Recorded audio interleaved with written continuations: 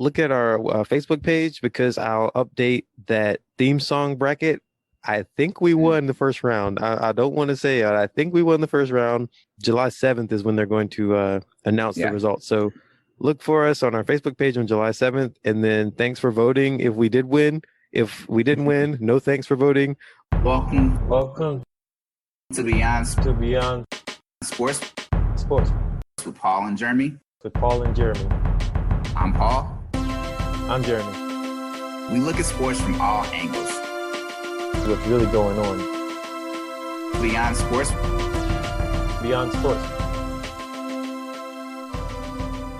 Cool, man.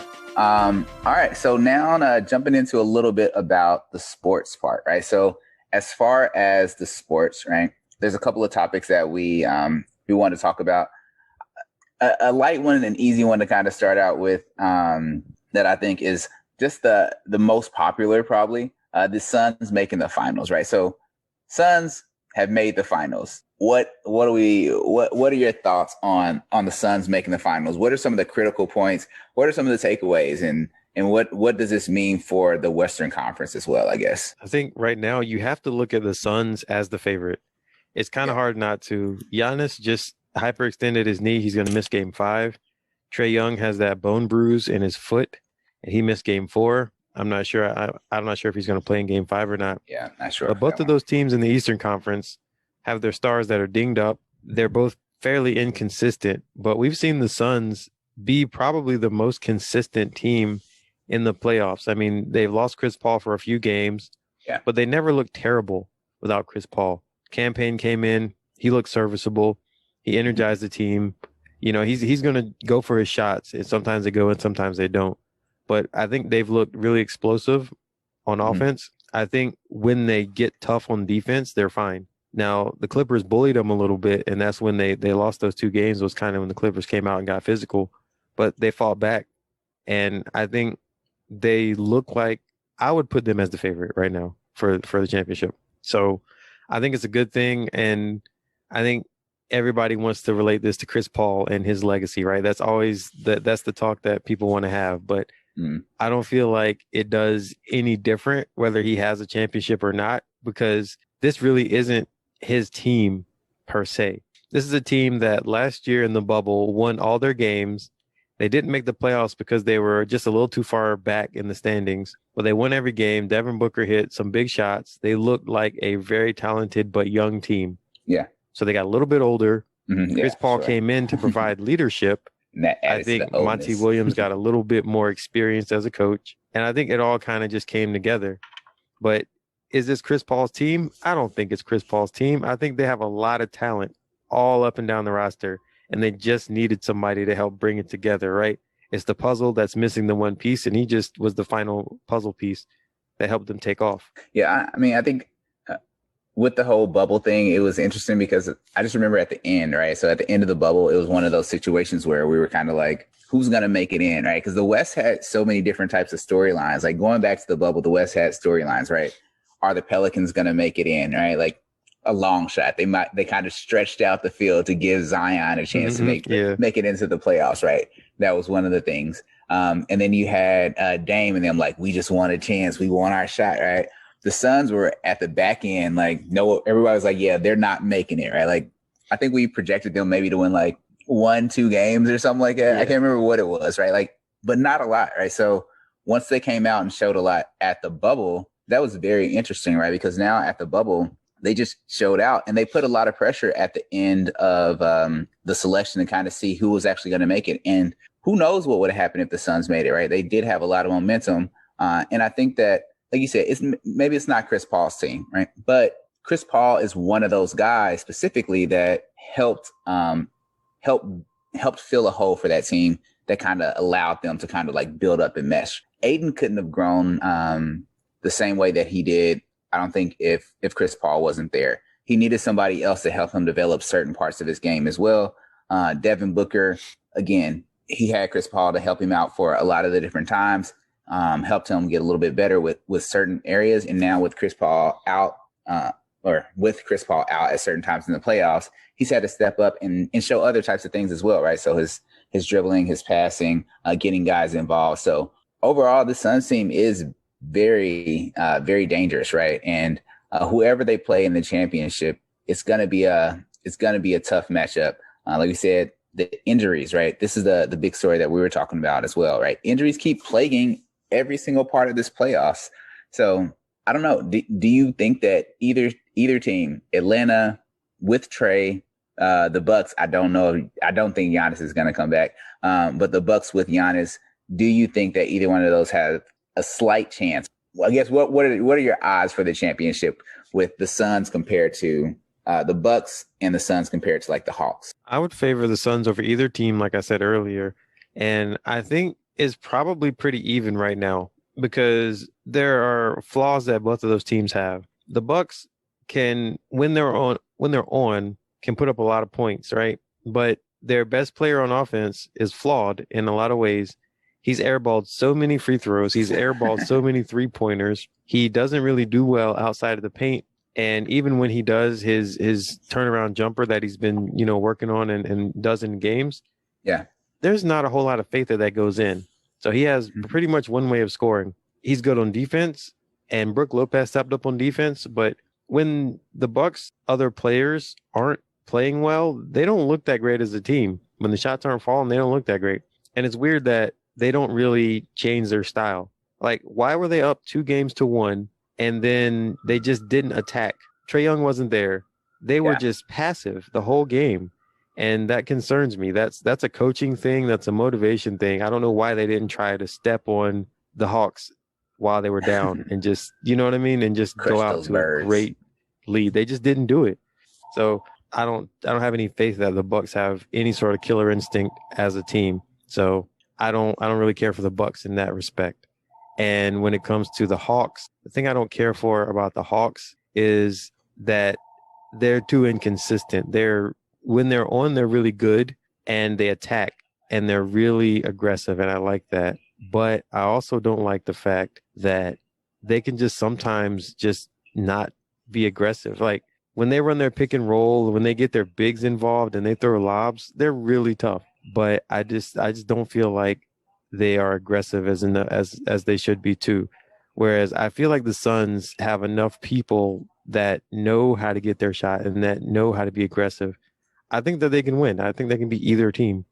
And I think if Giannis is fully healthy, maybe that changes it. But I like the Suns versus either of those teams. Yeah, I think that again, same thing. Suns, I feel like they definitely have the heads up. I say the big thing that I keep talking about. I think injuries are going to be the thing that kind of like decides the championship. And for the most part, I feel like it's decided a lot of the series so far. So it'll be interesting to see. Hopefully, Giannis and Trae Young have a chance to get healthy. And if they make the championship, get to come back and actually experience that, because that'd be awesome. The Hawks, I do want to say one thing quickly about the Hawks.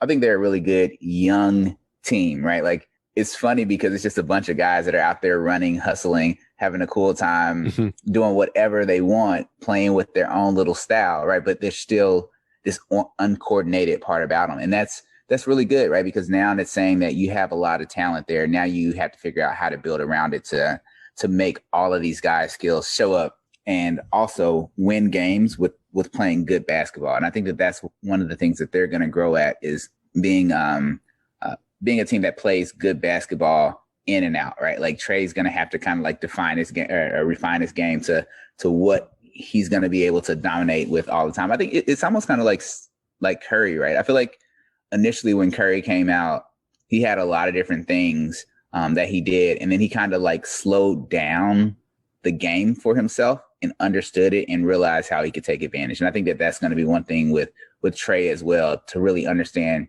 how he can continue just to take advantage and how he does it. Like Trey is he's a little short, fast dude, man. Like, it was funny. I think I saw him against the Bucks one time, and I saw him on the 3-point line. Somebody was guarding him. I think maybe like Chris Middleton. And then I saw Brook Lopez coming over, and I was like, oh, they're burnt.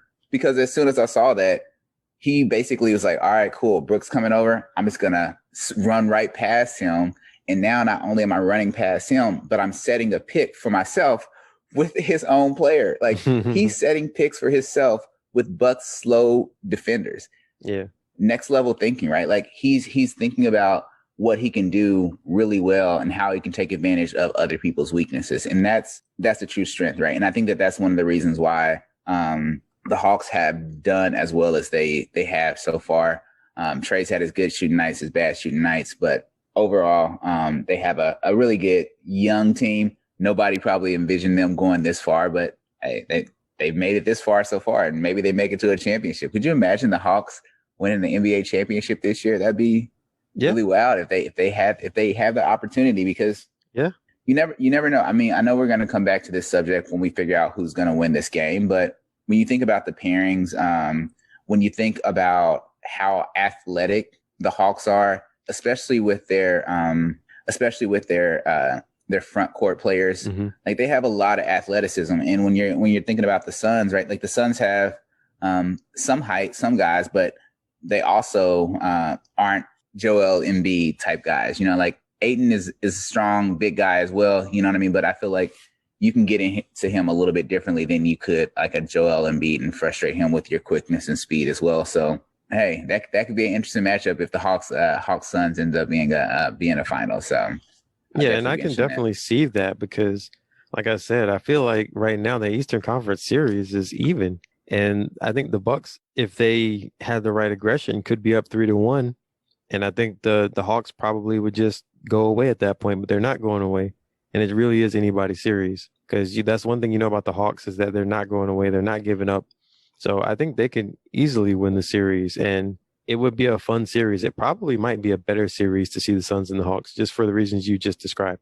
I think, like you said, the athleticism in the front court. The difference is, I think Ayton is such he's such an efficient player because he has more offensive moves down low than Clint Capella or John Collins. John Collins is more diverse because John Collins steps out and hits threes too. And, you know, it's hard to say if you threw alley-oops to both of them, it's hard to say who gets up higher for them. So either way, there's going to be a lot of athleticism. I do like that you have young bigs that are just playing above the rim, that are finishing at a high rate. I love that because you don't really, you know, we talk about how the big is kind of going away, and you're seeing in these playoffs that's not true. And the Clippers, they lost a lot when Zubac was out. He missed the last 2 games, and they were small and they couldn't do anything. Batum was trying to guard Ayton, and it just wasn't working, you know?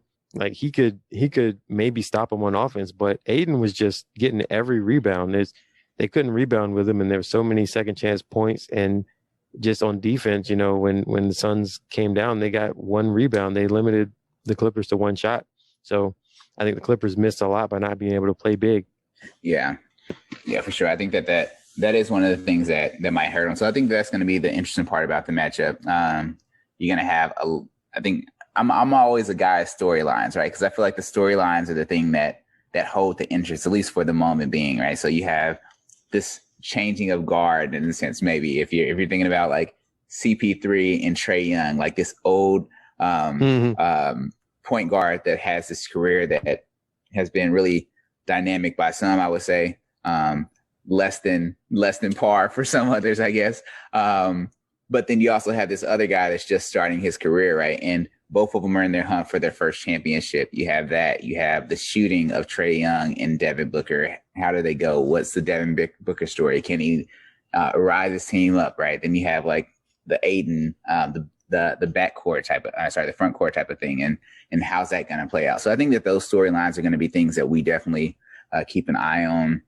One thing that you mentioned a second ago was the Clippers. And one thing that I thought was interesting with the Clippers was playoff Pedro Paul. So Paul George, right? So playoff piece. This has been an interesting 2 years, 3, 4, 5 years for playoff P, right?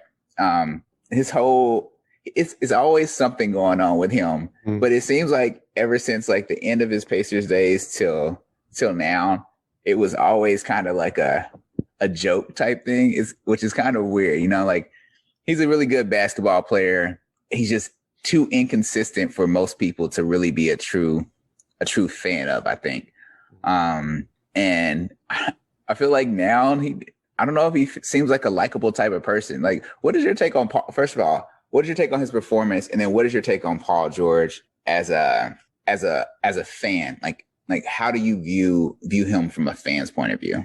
I think as far as his performance goes, I think he did everything he could, and I think he played as well as he could play during this time when Kawhi's been out. You know, we said it before, seems like he's better when he doesn't have to defer to Kawhi Leonard. Mm-hmm. And you know, when Kawhi plays and he plays, he's going to defer. So it's nice that he has this chance to kind of show people how good he is. He led the playoffs in minutes, and he had 130 more minutes than the next highest guy, which was Devin Booker.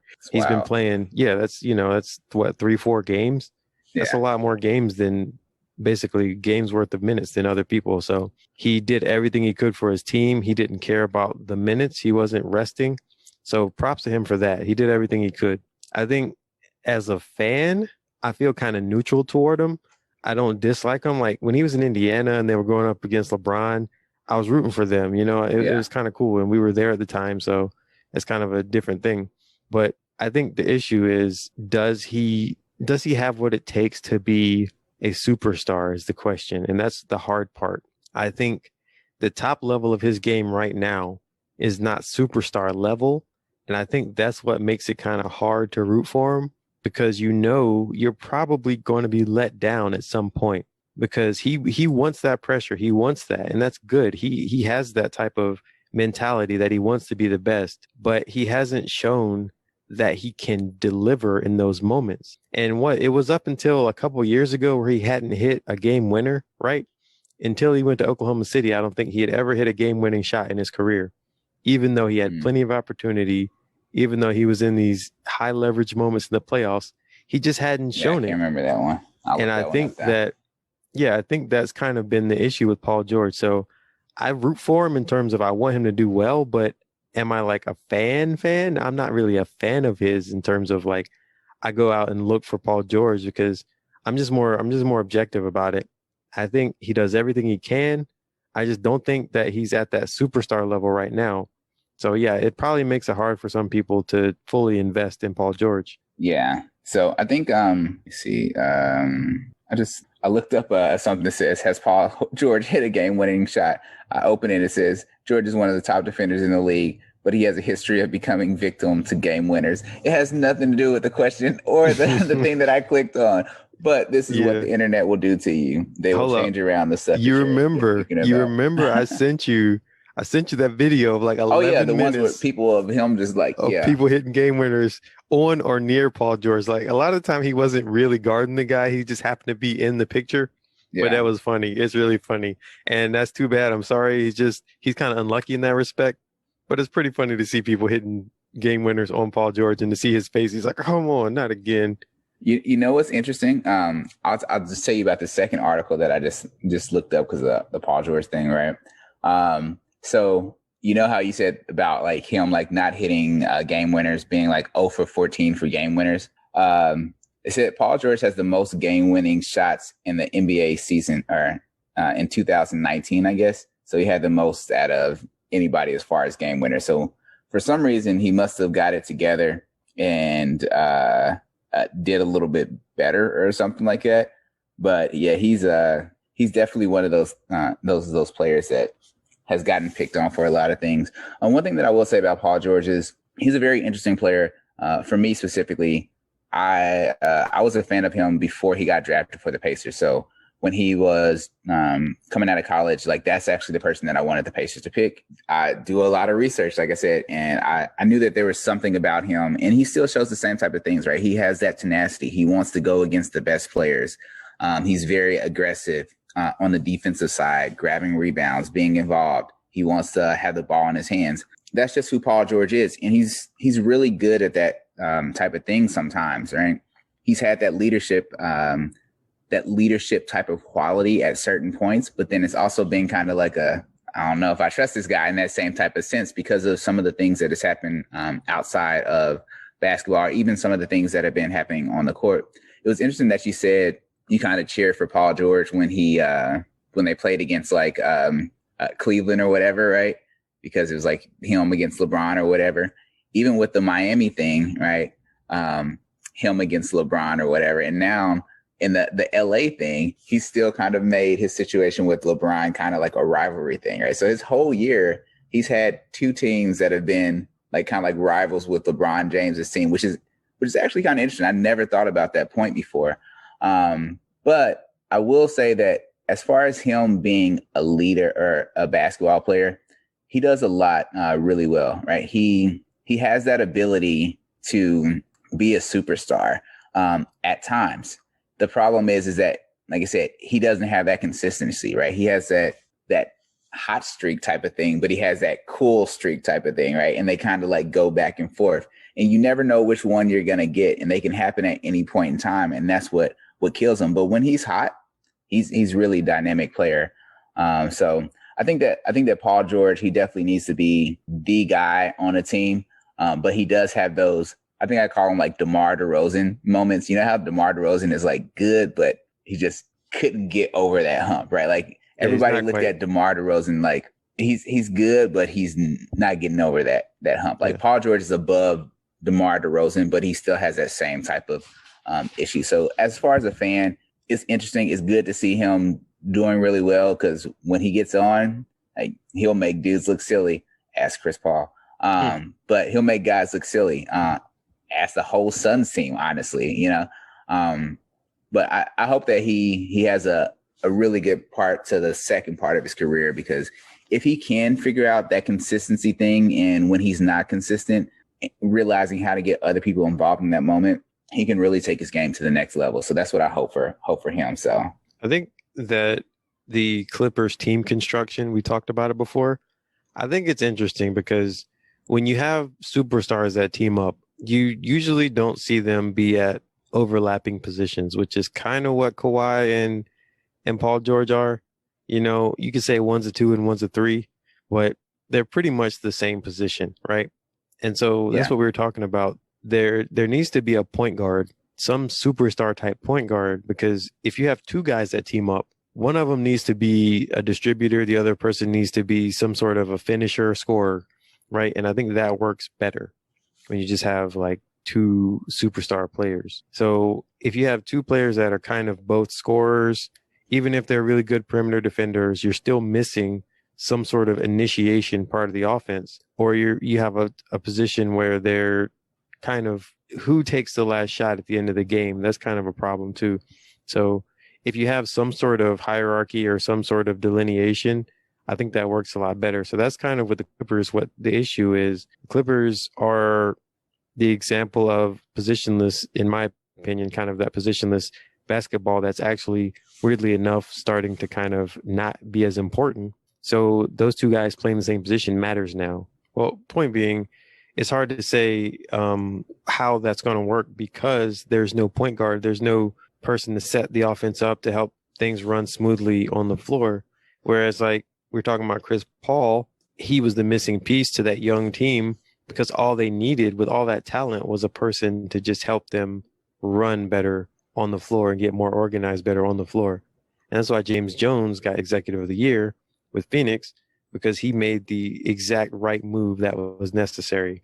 And a lot of people might have thought Chris Paul, after he kind of moved around a little bit, couple teams, one team per year for like 3 years, basically, it looked like he might have been toward the end of his career, but that was the right move. So can the Clippers figure out what's the right move to kind of bring Paul George and Kawhi Leonard together?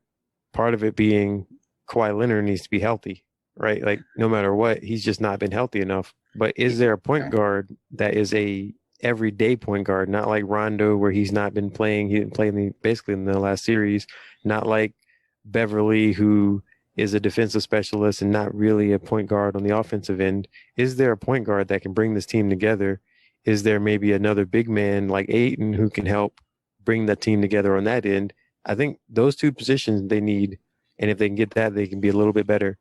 And then maybe now those two guys who are considered to be really good wing defenders, maybe they can actually focus on defense more, because you can't do both. You can't score 45 points and lock down everybody on the other team, right? You can't do both. So they have some, we've said it before too, a lot of things to figure out with their offense or with their team construction to just kind of make it better. So that's what I think. What do you think? Do you have any ideas as to how the Clippers could be better in terms of their roster? Yeah, I think the Clippers have a lot of different things that they can do. But I will say that I don't think it's the same way that you're thinking about with the point guard, because honestly, for me, majority of the time, like I'm going to want PG or Kawhi either on some type of isolation type of thing or with the ball in their hands for a larger amount of the time, right? So Kawhi does a lot with the ball in his hands. Sometimes he's low post, sometimes he's driving or doing whatever, right? But I think that a point guard is a good position for them. But I think that Reggie Jackson, I think that he does a really good job at facilitating that position. And now they also have Man as well as that wing player as well. So now it's like, well, what happens with Man? I guess it's good that you have him there because if Kawhi is getting hurt or something like that, now you have somebody that can kind of like back up and step in, maybe doesn't play at the same level all the time or consistently, but you have this guy that's still young that can still learn. He'll have some time to get on the court as well. And again, if Kawhi is dealing with injury issues, maybe he doesn't play as often until the playoffs, right? Like we talk about how teams manage players, but in the end of the day, right, like it's a business as well as it's a business as well, right? So it's a business for the NBA and it's a business for the teams as well, right? So when you're thinking about it that way, like teams want to win championships. The NBA wants to sell tickets. The NBA wants Kawhi on the court. The team may not necessarily want him on the court as often, so it's going to be an interesting type of relationship between those two. So I think that their setup is pretty good for the most part with Kawhi, Reggie Jackson, PG, Man, if Beverly stays, whatever. But I do think that one of the other things would be getting either an agile or really big, like power forward center type position, right? Because now I think their power forward is like Morris, right? Like Markieff Morris is out there shooting threes and doing what he does, which is good, but they need another guy there that's a enforcer that's down low. They don't need a shooter at the 4 or 5 position. And I think that's one of the things that you highlighted with Zubac out, right? Is that now you don't have that size, you don't have that big body in there, and then that causes issues, right? So when you're thinking about the West and you're thinking about the big men that are in the West and how you're going to have to compete, right? You have Rudy Gobert, you're going to have Ayton, right? Who knows? Maybe Wiseman's going to be another one of those solid players, right? There's a lot of big guys that are out there, and the Clippers are definitely going to have that if they want to continue to push in the playoffs, because these teams are young and they're getting better, right? Like the Mavs, I don't know what's going on with the Mavs right now, but they are a young team, and a lot of the players on the Mavs have gotten better. So, yeah, I'm interested to see what happens with the Clippers. But my biggest thing for them: keep PG there, keep Kawhi there, keep Reggie Jackson. Make sure you can keep that core, and then kind of build around that to make sure that and keep Man, and then whatever you want to develop into there, you can kind of go from there. Do you think Kawhi could play the 4 in that type of system if they had Jackson, Man, PG, and Kawhi? Yeah, I think Kawhi, in terms of like if he's like basically back to the basket type thing, I think he has the footwork. I think he could pass out of it. Yeah, I think he could do that. I don't think that you want Paul George handling the ball all the time. I know that you're saying that you want Paul George to kind of have the ball a lot more in his hands. That way he can kind of be assertive. And that's what we're saying. That's how he works best. Yeah. But I think it'd be fine that in certain situations, those guys ISO, him and Kawhi ISO. Yeah. So maybe he takes the ball up the court every now and then. Maybe Kawhi does. But I think it's also important to have another person that can handle, that doesn't maybe turn the ball over at such a high rate. Because I know a lot of times Reggie Jackson, but he's not a distributor really. He's a scorer, and that's good. Saying. They don't really need a distributor. I don't think they really need a true distributor though, right? Like as long as somebody can like initiate the smallest parts of the offense, because they do a lot of freelancing with some of those guys, right? Maybe having another point guard off the bench that is a really good facilitator would be an option, right? Because when Paul George is tired, when Kawhi is not really tired or whatever, or Paul George is trying to drive and bringing the ball down and making turnovers, right? Then you need to get the ball out of his hands, because he's just going to keep doing that and pushing too much sometimes, right? But you do have to allow him a chance to just have that ball in his hands to initiate. And if it starts to go well, then then awesome. If not, then like you said, you can have Reggie Jackson and then kind of use more of a half court type of offense situation with PG for the initiation and with Kawhi for the initiation. But I think they still are a very transition oriented type of team. They do like to push really aggressive defense and then try to get those turnovers and have those fast break opportunities as well. So like I said, here's kind of what I think the problem with their team is a lot is they're so ISO heavy that when you get the ball in the hands of certain players, you know that it's not coming out, right? You don't see them actually move the ball. And the difference between them and the Suns have players that can play in isolation. Like Booker, if Booker has the ISO, you know Booker can score from anywhere on the court. But Booker doesn't have to. Booker can come off a screen at the elbow and hit a jumper where he's going to hit it like 95% of the time. You know, Ayton in the pick and roll is going to make that dunk 90% of the time when they throw 90? that lob up, right? Yeah, you know, maybe he gets fouled or something. Either way, the point being, there's so many things that they do that is better and more enhanced by not playing so ISO heavy. And I don't like that the Clippers are just so ISO heavy with guys that aren't ISO players. You know what I'm saying? Like if Kawhi and PG do it, that's fine. But I don't think you need to have Morris doing ISO. I don't think you need to have Reggie Jackson doing ISO. I don't think you need to have Patrick Beverly doing ISO. Everybody on the team doesn't need to just isolate. You know what I'm saying? Like it's just so at some point you got to move the ball around and at least make it seem like somebody else can touch it and make your team a little bit more dangerous, a little more unpredictable. So maybe it's just the offensive philosophy. I just feel like they're so ISO heavy. When it works, it looks good because, you know, they can get in transition, they can hit threes or whatever. But when it doesn't work, it's frustrating to see Paul George take it in and get tied up so many times or lose the ball. And it's like they're not playing as a unit. He's getting fouled. That boy's getting fouled. Sure. But also, weirdly enough, like I said, I sent you a text about this. I feel like Paul George misses so many opportunities for and ones. Like his finishing through contact is just not great. You know what I mean? Like there's many times where it just hangs up on the rim and goes off. I'm not saying where he just can't get the ball off, but when he gets shot off and he gets fouled, it feels like he could maybe he has to be more aggressive. Maybe he has to focus just a little bit more. He can get so many more points if he just finishes those where he gets fouled and gets to the free throw line for and one.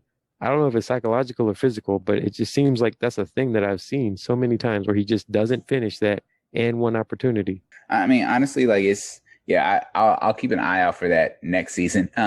But yeah, I think he's always been, like I said, he's always been just that aggressive guy that just wants to take it to the hole. Like sometimes he gets the layup, sometimes he'll get a dunk. Like I said that one time where he drove into four people, he like got past all of them, was about to dunk it, got pushed at the last second. Altered, still tried to get the shot up, got fouled, no call. They got the ball back and it changed around a little bit of that specific part of the game. You know, that happens a lot more often than you would think. Paul George definitely has turnover issues, right? Because of his mindset, right? Like he's in a scores type of mindset and he'll go and be aggressive. And then when he'll get to those moments sometimes where somebody has him stopped, then he like hesitates or makes a bad pass, you know? And that's one of the things that he has to definitely work on. And he's actually gotten a lot better at that specific thing as well. And I do think that he can actually run the point. I think that maybe that is the next progression for Paul George, is to really understand how to initiate an offense and get other people involved. Because if he can do that, if he can add that specific step to his game, now you've solved that problem that you were talking about with the initiator, the point guard. In addition, now you gave Paul George another option for when he does have the ball in his hands, but his shot isn't going down or he's missing easy layups. He can still be that guy that defenses have to like close in on because he's still an explosive type of player, right? So I think that if he is able to do it, it can definitely help. Chauncey Billups is no longer there, right? So that's one of the things, because Chauncey was trying to get him in there. But now it's going to be interesting to see what Paul George does for the steps for himself. So I think with respect to the next season, a couple of things that I definitely would be interested in seeing. I want to see how some of these players are going to advance their game, especially some of the players that had like issues specifically with the playoffs, right? There's a lot of guys. We talked about Ben Simmons, right? We're talking about like Kawhi with the injury, Paul George, right? The Lakers and that whole situation with the injury, or what's LeBron going to do when he's tired and running out with these like young guys like LeBron's put on weight? Is he gonna get slimmer now? Like what is gonna change, right? Because his game is gonna change as well. So I think that's gonna be really interesting. But we just mentioned Chauncey Billups, right? And Chauncey Billups is now the head coach of the Portland Trailblazers. So hold on, before we get into that, let me say one last thing about the whole Clippers thing. I like that idea. I think that's a really good point that you made. Also, I heard that so about Paul George being point guard, so that would solve a lot of problems. Also, I heard that James Wiseman is possibly on the trading block. So, like you were saying, maybe they get James Wiseman. If they look into that, then that does kind of help some of their issues there. So they probably don't have any picks, but still, that'd probably be a good idea to try to do something like that. So yeah. There's a lot of opportunities for them to get better and to get someone athletic like that, like a John Collins, like we said, or James Wiseman. So yeah, all right, Chauncey Billups. Oh, so Chauncey Billups is now the coach of the Portland Trailblazers, right? So there's a lot of like other stories, but the only story that I'm interested in is what is he going to do as a coach? Like, what is he literally going to do? Like we talked about before, what the Portland Trailblazers might need to do to kind of elevate that team, right? And this is before we knew who the coach was, maybe knew what type of skill set or anything like that. So first of all, who is Chauncey Billups as a coach? From what you know, what characteristics as a player do you think might really translate well? And then with respect to Dame Lillard, because that is the Trailblazers in a sense. With respect to him, how does Billups elevate his game or adapt it, or how does he help Dame be a more efficient, effective player in causing chaos for other teams? Well, first of all, I know nothing about Chauncey Billups as a coach, right? I have to be honest. I know nothing about him as a coach. So you can only go off of the system of the team that he's been with. I guess that's partly it. So will they be more like the Clippers with an ISO heavy game? I'm not sure, but that's the only thing we have to go off of. I think that I've heard that Damian Lillard hasn't been super excited about the hire, about anything that the Trailblazers are doing. So maybe he wants to leave somehow. So maybe he doesn't have to worry. And that would actually be kind of a cool thing, to be honest, if the Blazers just started over, if they had to do that. Because then Chauncey Billups could kind of implement his system without having to worry about disgruntling a superstar, So maybe that's the thing. Here's what I do know about Chauncey Billups, though. Chauncey Billups is an NBA Finals MVP, right? That's all I need to know about him. That makes him a great coach. Steve Nash, same thing. Steve Nash, two-time MVP. That's all he needed, and he's going to be a great coach. So with Chauncey Billups, he's won a championship. That means he's more than qualified. That's the end all. That's all I have to say about that. Pretty much it. So if it worked for Steve Nash, it worked for Chauncey Billups. Yeah. So I think one thing that it's interesting, because what I thought about Billups, I just kind of like looked up and saw a couple of small things, but what I saw was what I anticipated. I feel like Billups is going to be one of those guys, and when we're thinking about how he's going to be as a coach, I definitely consider how he was as a player, right? Because if he was a player and he had certain success with certain types of strategies and techniques, he probably learned how to hone those in and really develop those for anybody. He had to teach younger guys on the team. He had to communicate to guys and make sure that they understood that. Maybe his is a little bit different. But if you think about the Pistons, right, when he was there, one of the things that really stuck out was that they had really strong defense, right? That was one of the things that helped them win the championship. And they had a lot of involvement of everybody in the team, right? So he's playing point.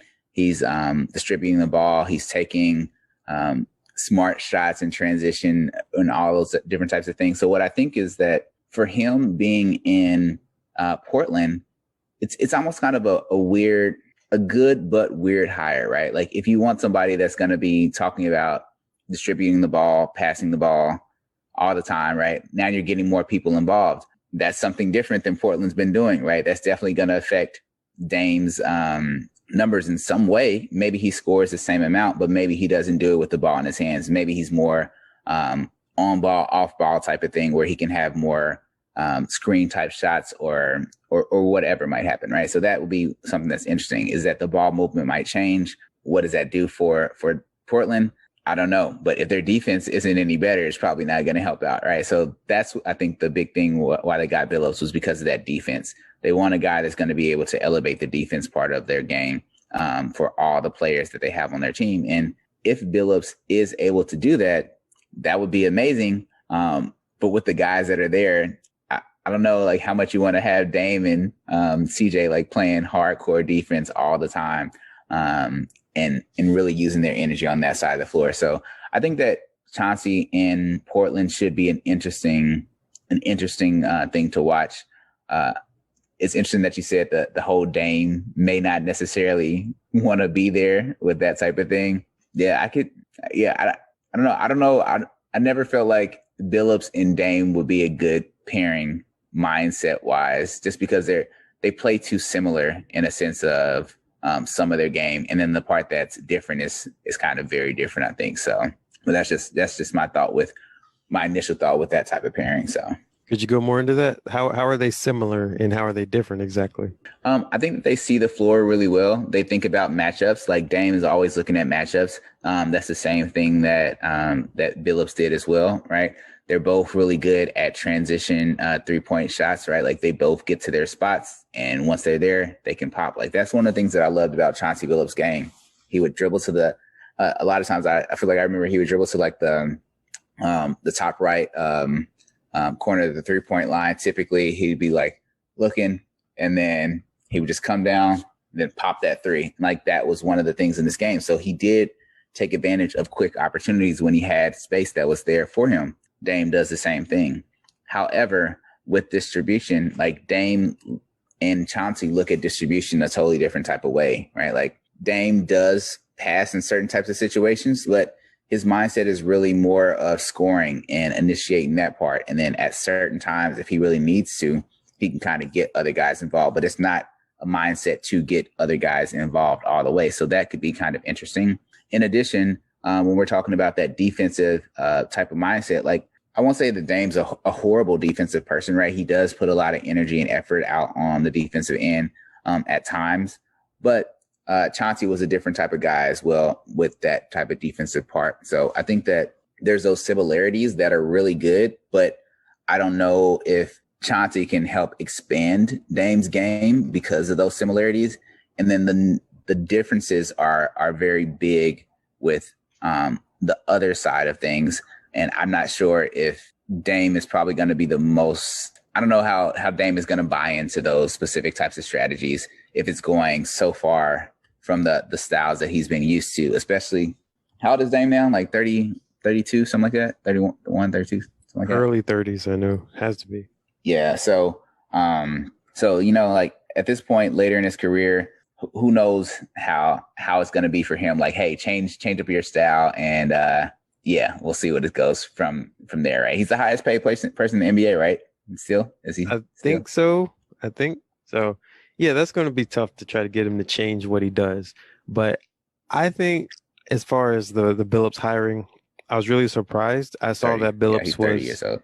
interviewing, because in the Boston list of candidates, I think he was there. He was in the Trailblazers list of candidates, obviously. And I was really surprised that he got hired, only because, like I said, I know nothing about him as a coach, even though I know he was an assistant. Yeah. I've seen him being a commentator. He's been on the ESPN studio show. He interviewed, I think, was it Cleveland GM job? I think so, when it opened up a few years ago before Kobe Altman got it. So I don't know anything about his coaching style at all. I just know he's been trying to get into coaching or front office jobs in the NBA. And I do feel like I feel just as surprised as when Steve Nash got the Brooklyn job. So that's why I brought that up. So I think when you have a player that gets a job because of what seems like reputation, I feel like it's okay to point that out. You know what I mean?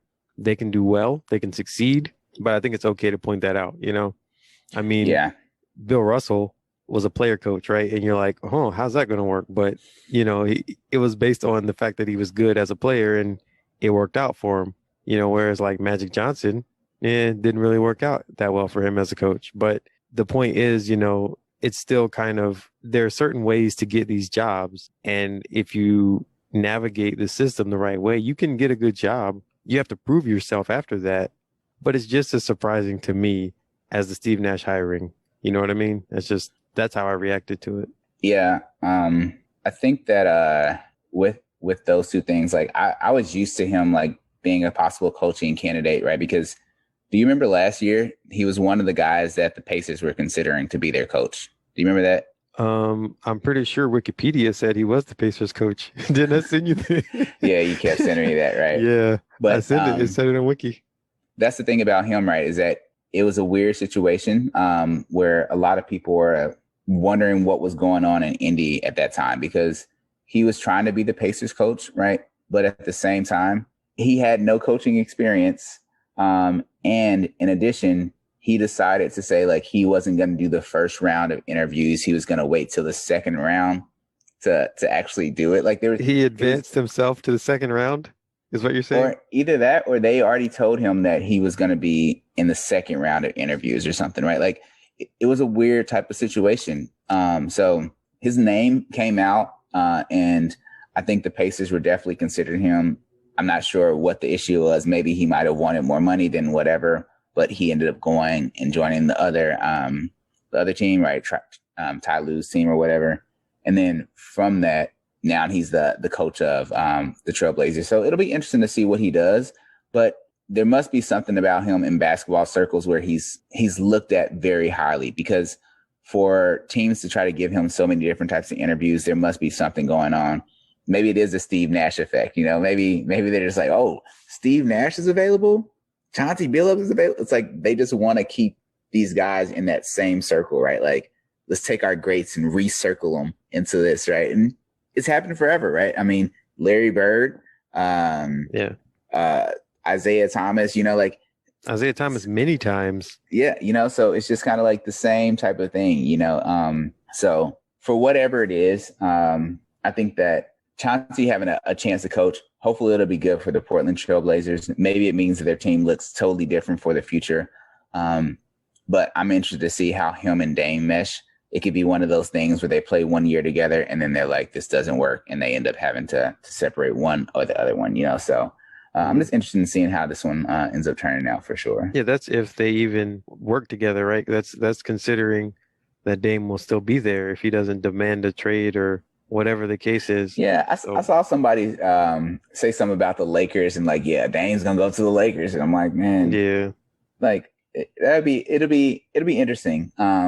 I don't know if I could see Dame with the Lakers. That's what I'm saying. Like, there's just so much money that they would need to have, and like I don't know. I don't know if that's an option that's realistic. Like, what are they gonna do? Trade Anthony Davis next to tomorrow's like Anthony Davis traded for?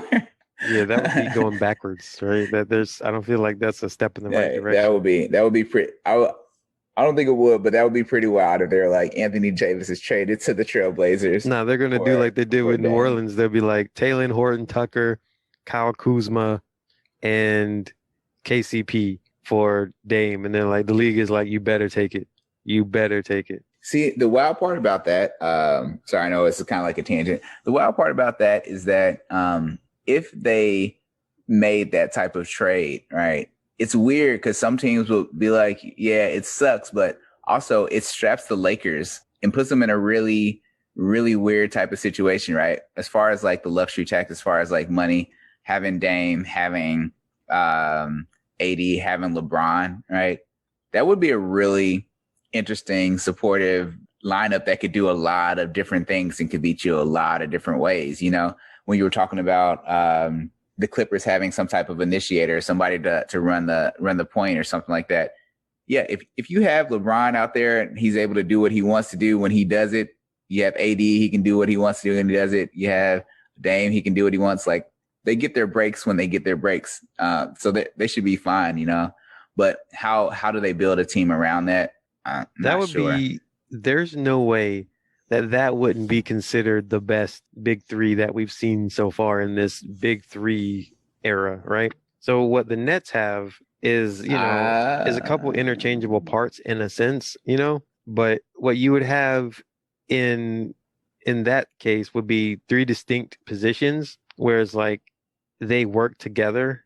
It's not like one person has to take over, right? Because in the Nets, it's always one person is taking over while the other person's resting. Even with Harden being the distributor, he still distributes in a way that everyone has to kind of just wait.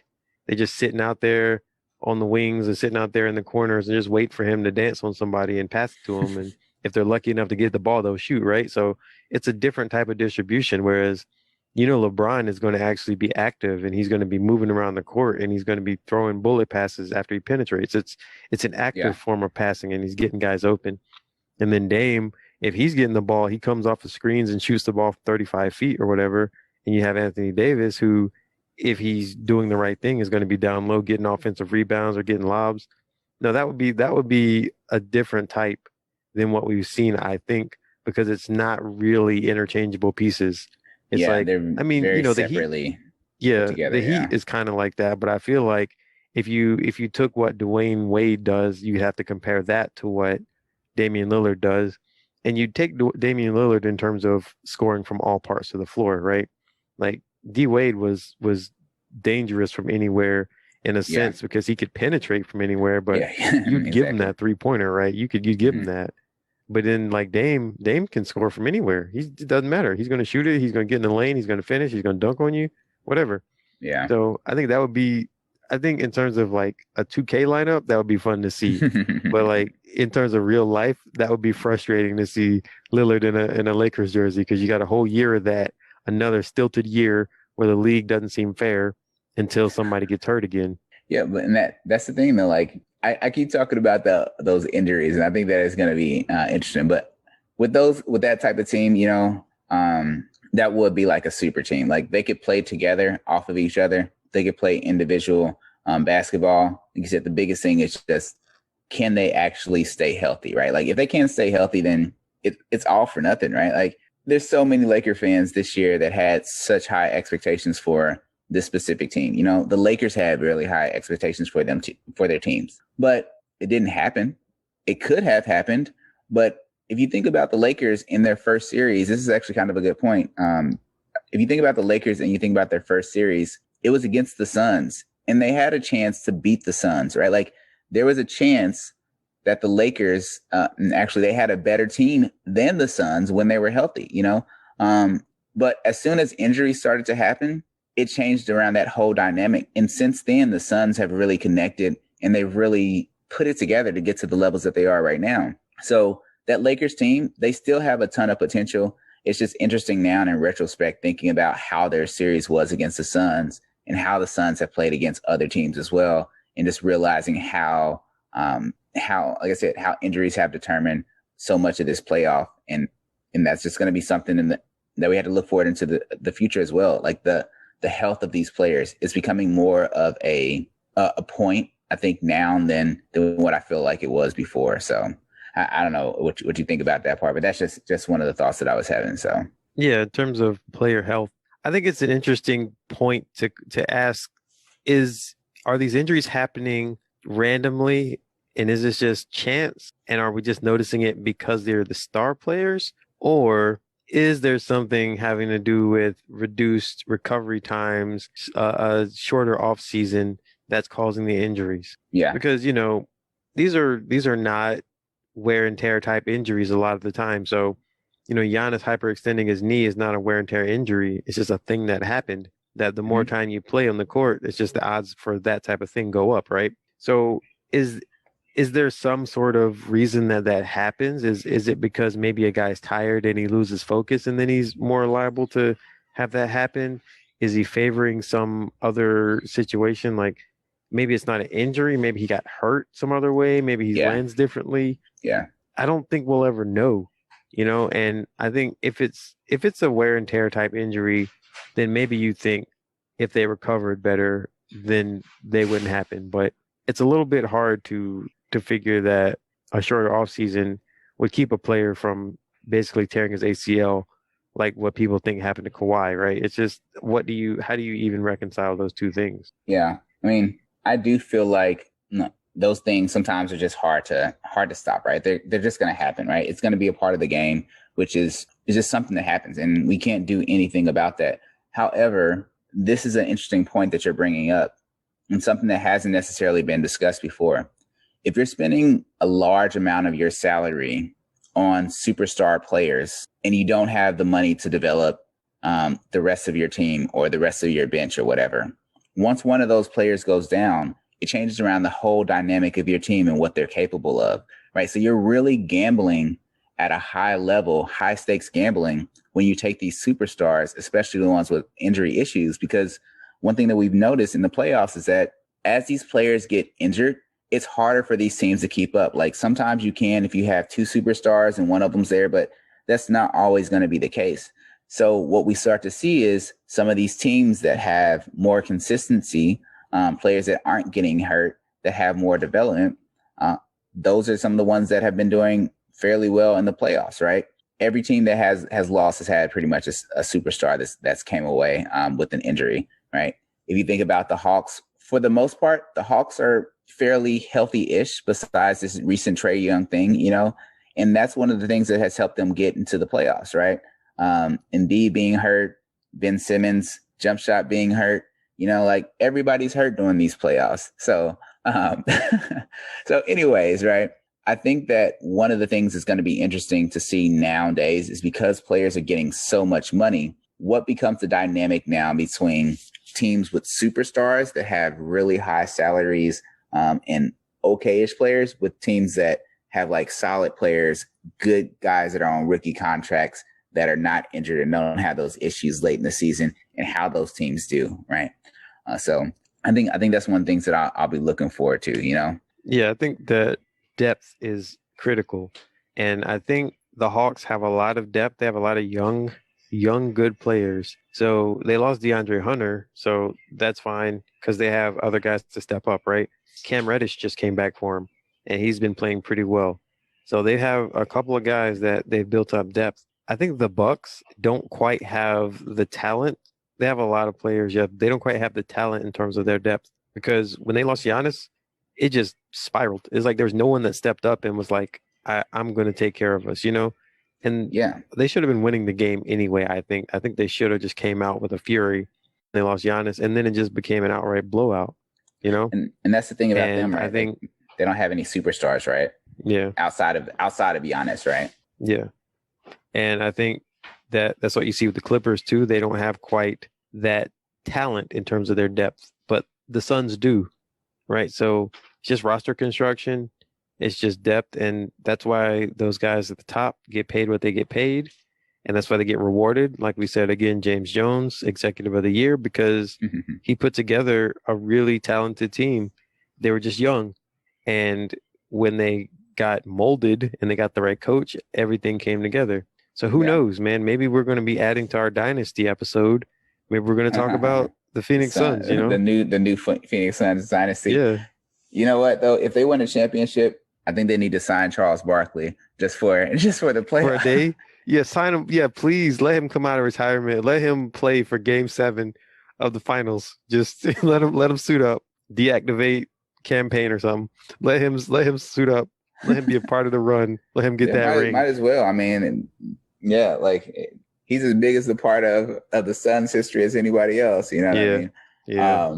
But I do think that they do have a really good situation in Phoenix, right? At least for now, right? Again, what does Phoenix have? They have a mixture of older guys, younger guys that are on contracts, that are on like not expensive contracts, and that also have like high ceilings, right? Like I think that with Johnson being a young player that's showing really well, with Booker stepping up the way that you mean has. Cameron Johnson, Tar Heel? Is that what we're talking about? Cam Johnson. Right. Yeah, right. So Tar Heels. Yeah, so we're talking about Cam Johnson, the Tar Heel, right? And even coming out, he was an interesting player, I thought, but didn't know exactly what was going to turn out. Because he came out as a freshman, right? Or no? No, he actually came in as no, he played I think 3 years at Pitt and then 2 years at UNC. So he was he was beyond mature. Yeah, because he's like 25 right now. Like Cam Johnson he's like an older guy, right? So he's an older young guy. I think that's one of the things that held him back with the draft is like he has like kind of a shot. How much is he going to develop? He's a little bit older already, but again, like he's helping out that team. Cameron Payne was another guy, right? So like a lot of young guys that are helping out. So I think that's definitely interesting with the Suns. And these young teams in the NBA, man, like they're going to be pushing young players that are coming out of the draft and coming to the league. If they get matched up with the right teams, they're showing that they can be trouble, right? I feel like if Memphis would have had Jackson all year, then who knows? Who knows how much better they could have been or what position they would have been in at the beginning of the playoffs, right? So when you're talking about another young team, I'm excited to see what these young teams are going to do, man. So yeah, and this is the natural order of things, right? This is what I think sports have gotten so jacked up, and we need to do a show dedicated to sports as entertainment, because I feel like when sports became entertainment and became TV shows, it actually changed the way sports were actually played. Because it used to be you had a team that was really good, and then their players got old, and then that team got swept aside by a young team, and then they got really good, and then they got old, and it was just like a 3 or 4 year period though. Yeah. But now notice how sports are dominated by old people. It's just all old people, because I feel like the way the sports are kind of officiated or directed or whatever the case is, it's like a long running TV show, right? Where you want your main characters to stay around. So they're building the narratives around these older guys. They're making the rules so that these guys can play longer. They can dominate longer. You had guys that played until their 40s, sure. But Robert Parrish was not a force when he was 40. Kareem was not a force when he was 40, right? He was just there because he was able to play, but you knew he wasn't going to be like a huge force. The Lakers of the 80s, they made finals for like 10 years, right? They just kept making finals, but everybody beat the Lakers in their championship run. Detroit beat the Lakers in the late 90s, right? Michael Jordan's first championship was over the Lakers. They kept making it, but they were old. The Celtics, they got old pretty quick. They had like a 3-year championship, like not a 3-year window, but they had 3 championships, but then they got old. Larry Bird got hurt and they got old, and it was okay. Even the Bulls, they had their three-peat, and then they faded away because Jordan retired, but it was like, okay, time for another team. And then the Rockets came in. Then the Bulls three-peated again, and that was it. Even though it was 8 years of like 6 championships out of 8 years, they still eventually faded away, right? But you have LeBron, he made how many straight finals? 10?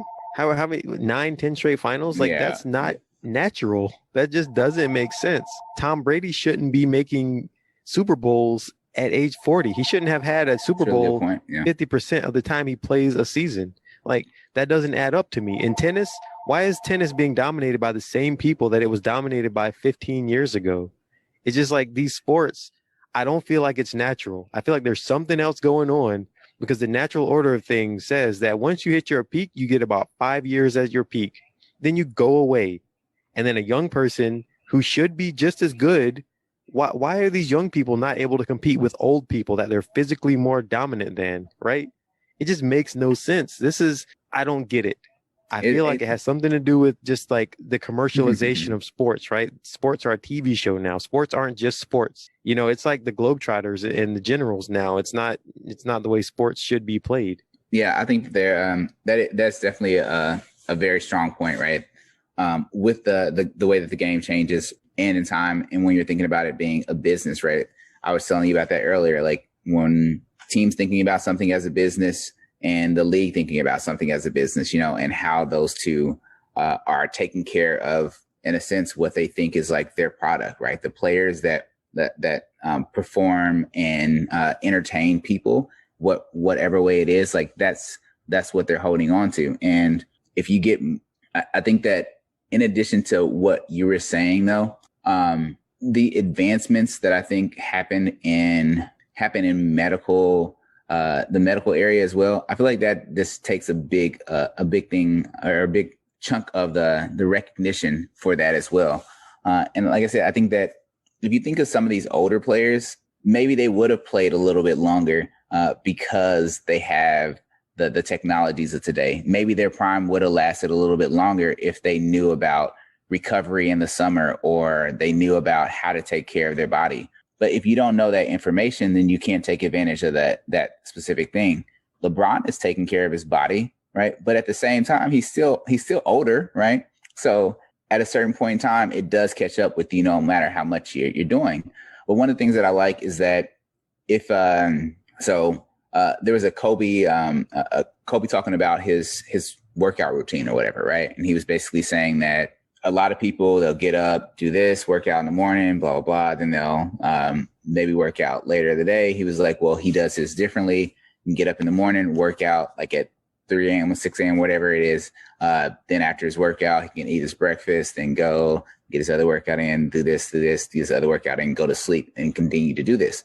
Well, the older that you get, that means that you're gaining one extra practice per day, whatever, right? So now, even though you have these younger guys that have like this athletic ability, they don't understand the game the same way.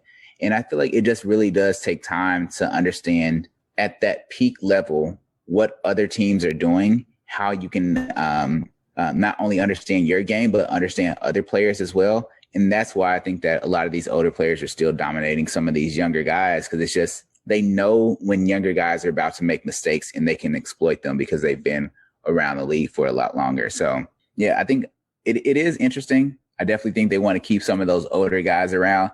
Like, I remember seeing Kevin Garnett on the bench. I'm like, man, this dude is old. Like, you know what I mean? Like, I don't know what he's doing. I don't know what he offers, you know, but that's where the business part of it comes from, you know? So, but I don't know, man.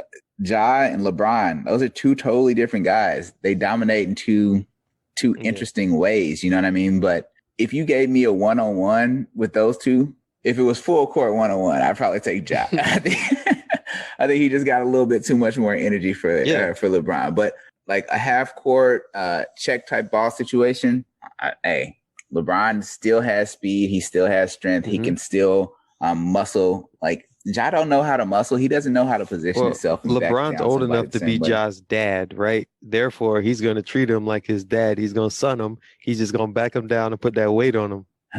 Here's what I think. I think you have a point, right? We all know that your brain can absorb information and you can process and you can get smarter as you get older, right? We've seen that, and that logically makes sense. However, it doesn't logically make sense that you can still be as good physically. Like, the reason why it used to be that those younger guys just physically could dominate, and the older guys would be like, well, you know, I know what I'm doing. I have the will.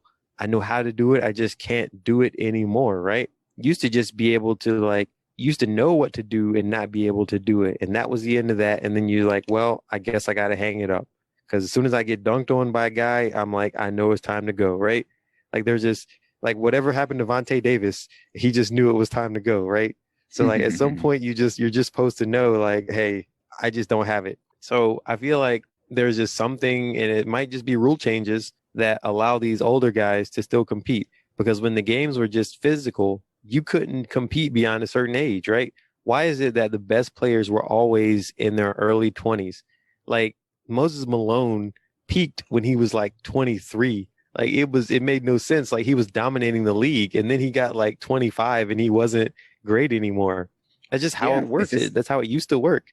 You know, why did a tennis player, you could used to win at age 18 and now you got to be 30 before you're any good? It just doesn't make sense. I just don't get it. And like, I you know what I love, and I don't love this in a morbid way. I used to love that people would say I blew out my knee. I love that used to be a thing where we were so not knowing what happened, right? Yeah, it was probably an ACL, right? Yeah. But like, people just would blow out their knee. Like, what does that mean? It's my knee. I blew it out. That's it. I guess it. Like, it's surgery. You forget it. Your career is done because you blew out your knee. And I just love the fact that was ever a phrase, because that does go to show how far we've come in terms of medical science, that now you say, well, it was an LCL, it was a PCL, it was an ACL, it was an MCL. We know every ligament, you know, if it was a cartilage thing, you know, if it was hyperextension, right? All this stuff we know about now that they didn't have a name for, because all of those injuries were probably baked in together into I blew out my knee injury. So yeah, you got a knee injury, man. There's something you need, man. We don't know what's going on. You done. Yeah, exactly. Sorry. Honestly, I think that's the thing, is that if you're thinking about the big level of how guys are going out there, and the whole idea of prevention, right? Like, I feel like just in the world, prevention has become much more of a talked about thing than it was before, right? There was one time where people were just going out into the sun like crazy, getting baked, getting skin cancer, all this other stuff because they didn't know, right? And now prevention came, sunscreen, blah, blah, blah, whatever, right? Like, I feel like prevention increases longevity so much, and we take that for granted. And there's so many different ways of prevention in the NBA, whether it is a minutes, like managing your minutes, right? Like that's something that isn't the same way as how it used to be, right? Like managing the minutes isn't the same. Days off, days between back-to-back games. There's all this data that's out there that I assume, right? Like I assume that they have data because I could put it together. You know what I mean? Like you could put together a data list of how many days between practices and is there any type of correlation between like injuries or something, right? Like there's different types of things that people can put together. And by a lot of this information that the NBA has had, they understand if this is their business, if this is their product, they need to make sure that they take care of it. And they have to do this type of research. And also on that note, with players being injured and with the NBA and sports in general having such a monetary value, I think that also helps out the medical field in the sense of like athletic injuries, right? Because now you have a lot more money because people are a lot more invested in this because this is their business. They need LeBron on the court. So they have to make sure that this area is very interesting as well. So I think that when you take all of that stuff together, it means that players' windows for when they can be good and their peak windows can be a lot wider. Some of those players, though, their peaks may not necessarily be as high, but it may be the peak window is a lot wider because even if they had those injuries, they can still play at a very solid high level for a long time. Derrick Rose, right? But maybe he's not as good peak wise, right? But he's still solid and in the NBA and he still has fans. So he's marketable, you know? Right. So I feel like it's a combination of all those things that we've just been talking about for sure. One thing that I would like to look at, and maybe I'll do this, maybe not. I'd like to look at like the average age of MVPs or just like do a chart of the age of the MVP over time in major sports.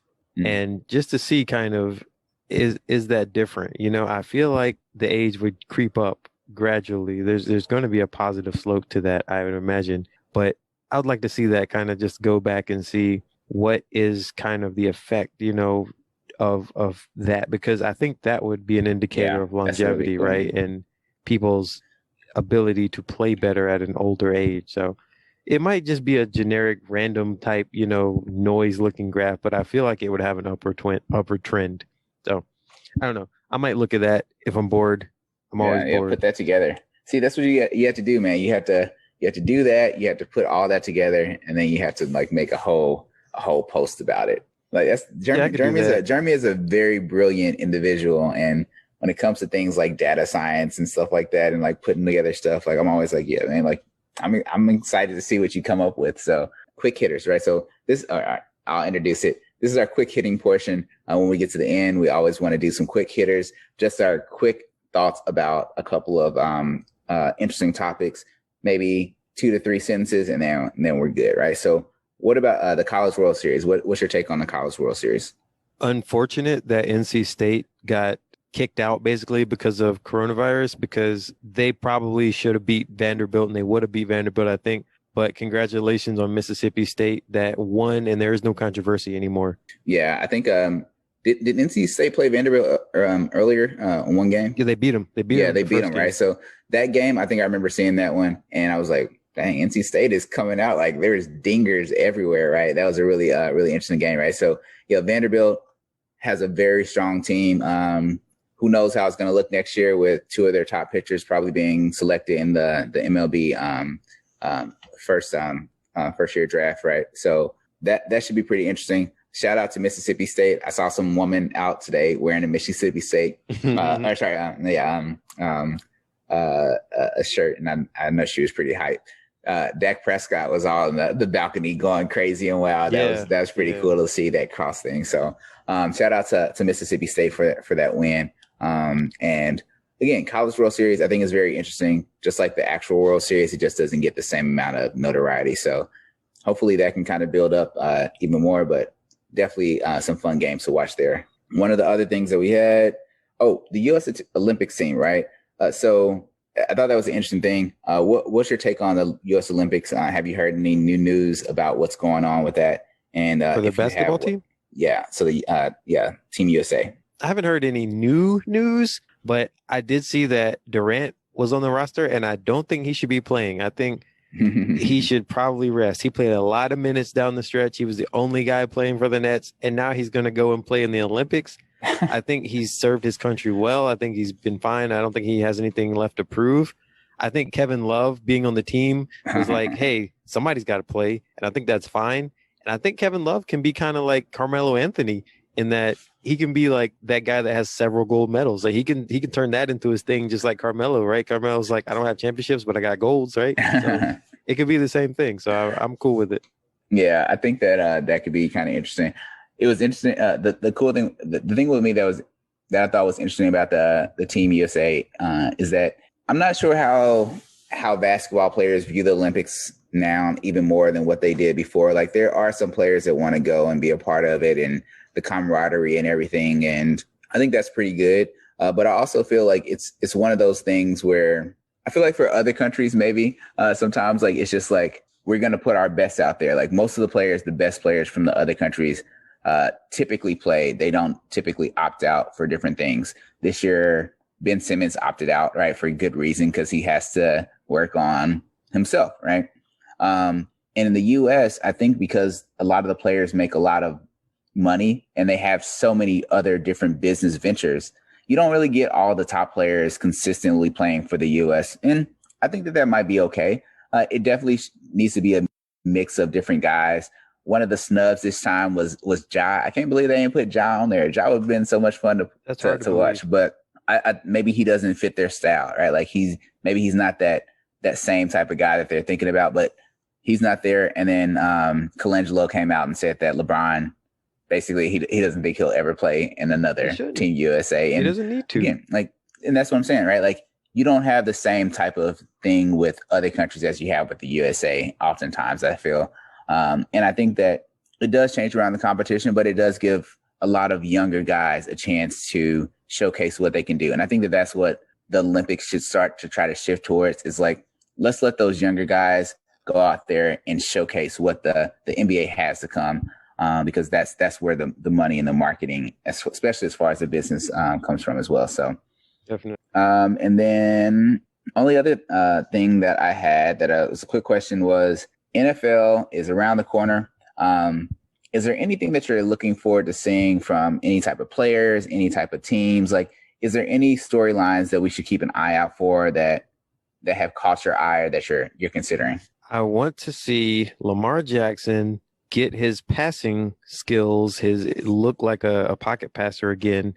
I want to see them make the Super Bowl. So I think as much as I would like to see Kansas City make another Super Bowl, I think I want to see the Ravens do it because I feel like this year, this is the last season that Lamar Jackson is going to get on this particular team before major changes are made. So I want to see Lamar Jackson succeed. I want to see him get his passing right. I want to see him win 2 games this time in the playoffs since he already kind of made it up that hill for 1 game. Now let's see him win 2. Let's see him become the MVP again. But Lamar Jackson, I think, is the guy that I want to see play well this year in the NFL. Yeah, I think for me, a lot of teams, a lot of storylines that are interesting. One that I'm not sure what will happen with that is that I think I'm kind of interested in seeing what the Giants do actually, which is kind of weird. But I think the Giants and the whole like New York football scene is one of those things that needs to develop, right? Like we're so used to the Giants and the Jets being some type of top team in the NFL, like at least one of them are making the playoffs and having like some of these star players. But now you don't really get that out of New York. And I think that right now could be that time where they could kind of try to make a change a little bit more. I'm interested to see if Saquon, when he comes back, how he will be, because if you think about Saquon and what he's done for his team, maybe I don't necessarily like him as a running back specifically, but he does get involved in a lot of different areas of the game. And I think that that's going to be huge. And for him, what he does coming back from this injury should be something that's kind of interesting. So I'm excited to see what's going to happen with New York and the Giants, and as well as the Jets this year. So I think that those are a couple of quick storylines. Of course, there's a ton of other ones, but that's one of the ones that came to my head right now. So, all right, man. Anything else that you wanted to quickly state or talk about? Sorry to hear about Serena. That was a real big kind of blow. Yeah, a lot of people slipping and getting injured at Wimbledon, but yeah, that really messed up my bracket too. But Serena's going to be back like a queen because she is the queen, so she'll be fine. I think look at our Facebook page because I'll update that theme song bracket. I think we won the first round. I don't want to say I think we won the first round. July 7th is when they're going to announce the results. So look for us on our Facebook page on July 7th. And then thanks for voting if we did win. If we didn't win, no thanks for voting. But I'll let you know. Still thanks for voting. Don't listen to Jeremy, Sorry. All right. Sorry. Thanks for voting if we lost. If you didn't vote, do better.